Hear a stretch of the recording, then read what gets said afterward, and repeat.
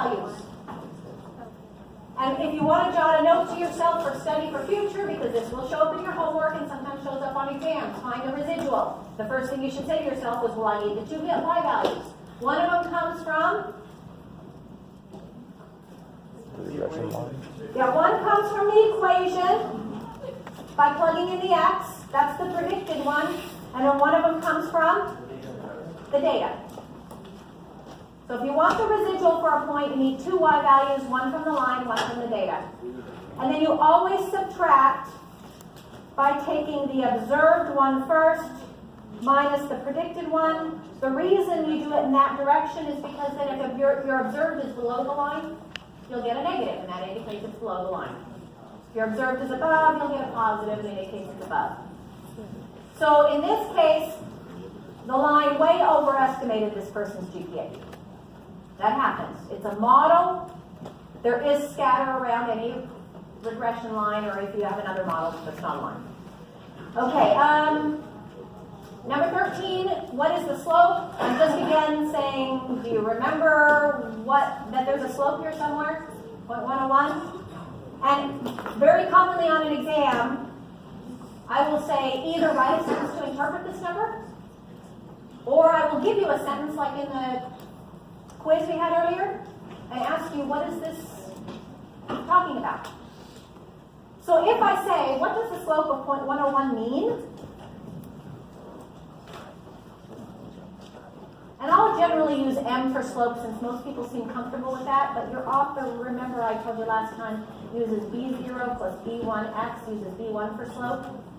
To me, I could care less what letters you use. Just remember that the number multiplied by the x is the slope. So what does that mean? It means what about IQ and GPA?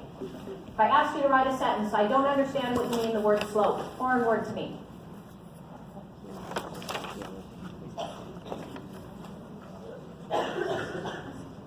How about if I wrote 0.101 over 1 and reminded you that slope was rise over run? Does that help?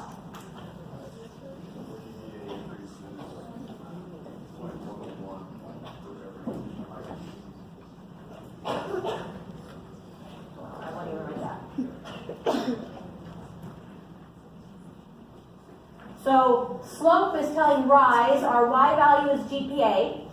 So it's saying GPA goes up 0.101 for every 1 unit increase in IQ. Every time IQ goes up 1 unit, GPA goes up 0.1. And that's the prediction. Is it true for everybody? No. But overall, it's the pattern. It's the best fit to the pattern.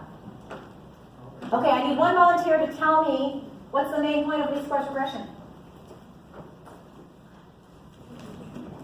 Say it one more time. Yeah, number 14. I need a volunteer to tell me what's the point of least squares regression. So to predict or estimate, future results. And then you can add to that the specifics if they're linearly related and there's two quantitative variables. So one of the main purposes is for prediction or estimation. Okay. Anyone have anything else? So one of the things I usually tell people is regression is the techniques by which we quantify a relationship. So he says, what's the relationship between IQ and GPA? Well, I didn't write it in general. Where's the line in general? Here's a line. If you plug in IQs, you can figure out approximate GPAs. So even if it's not for a predictive purpose, this is a quantification. It's like saying what on average is the height of a person at Boise State. If I give you a list of numbers, you're like, I have no clue. But if I calculate a mean, you go, oh, okay, on average, this is the deal. This is like that. This is like on average, this is the deal. This is the overall pattern, quantification of the pattern. So if you're working with a good data sample, can you use this generalizably to make an assumption or prediction about a population? Yes. Okay. So that that is a great segue into team activity 2. Next team activity, the new one.